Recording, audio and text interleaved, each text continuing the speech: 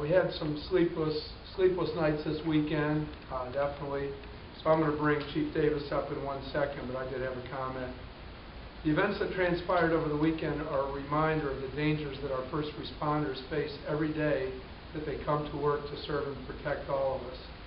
The officer involved has shown tremendous strength throughout this horrific incident, as has his family. I've remained in frequent contact with the family and our chiefs.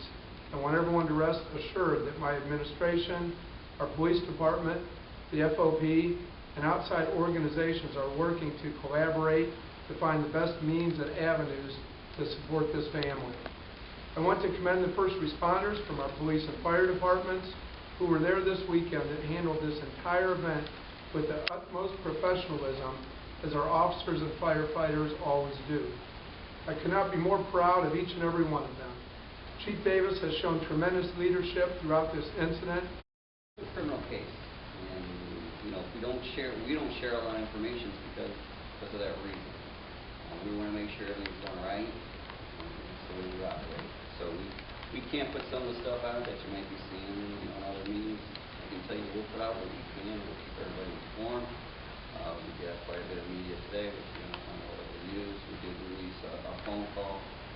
For those, again, not familiar, probably about 1:20 in the morning, Friday night, Saturday morning, we had received a call in our dispatch center. And again, when you hear the audio on the news, you can make out everything that was said. You're doing better than we can. So we're trying to figure out what exactly was going on. Basically, the guy was making some threats. And shortly thereafter, he appeared at our back lot in a pickup truck, started smashing into our cruisers. I can tell you we had car number 2 is one of our Tauruses, tore pretty much the back end off of it. It was one of the worst. Car 11, one of our SUVs, pretty minimal damage, fortunately. Car 29 is our K9 car. Ford Diesel was in the truck when he got hit, so it's good he didn't get out because the car would have tore the wheels off the truck. But Diesel's okay, which is good. The truck got some damage. We've been working with Donnie Williams over in the garage. He's already had a body man out today.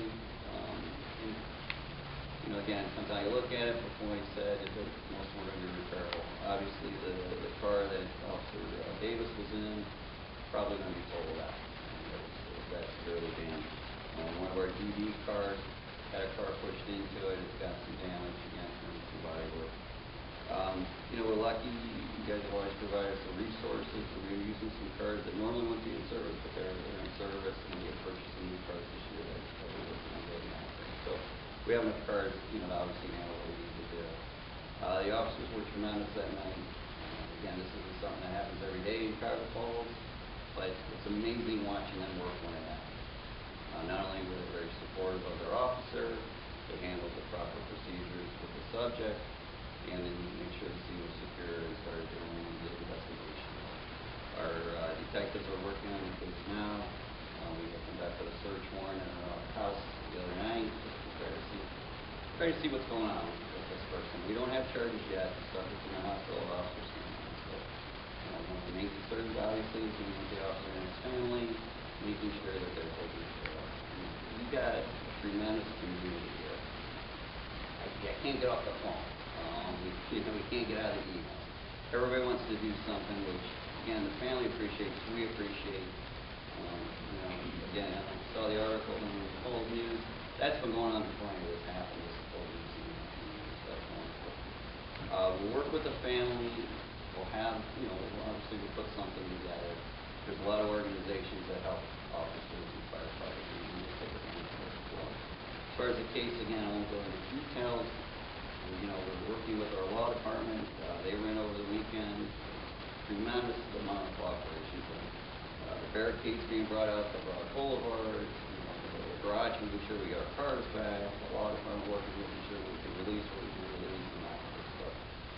You've got a great team in your city. You should be thankful for the employee here. So what we're doing is we're putting together a timeline. We're putting together the pieces. We want to know what was going on with this guy. It's pretty inexplicable at this point. This isn't somebody that we just dealt with. It's not something we have history, good history with. There's really no reason this happened when it happened.